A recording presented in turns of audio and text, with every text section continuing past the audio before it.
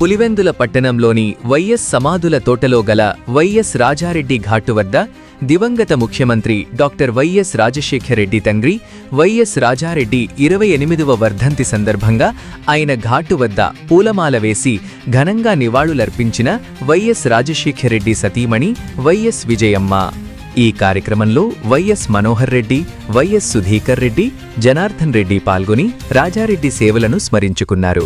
అనంతరం ప్రత్యేక ప్రార్థనలు నిర్వహించి ఆయన ఆత్మకు శాంతి చేకూరాలని కోరారు. రాజారెడ్డి పులివెందుల ప్రాంత అభివృద్ధికి చేసిన సేవలను పలువురు నాయకులు గుర్తు చేసుకున్నారు.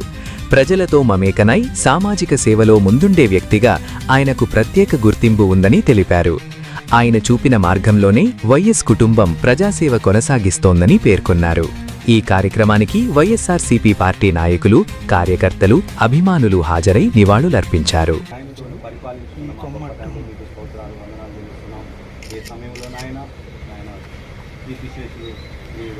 జాగిరెడ్డి గారి యొక్క వార్తంతి సందర్భంగా మీ సన్నిధిలో జ్ఞాపకం చేసుకుంటున్నారా?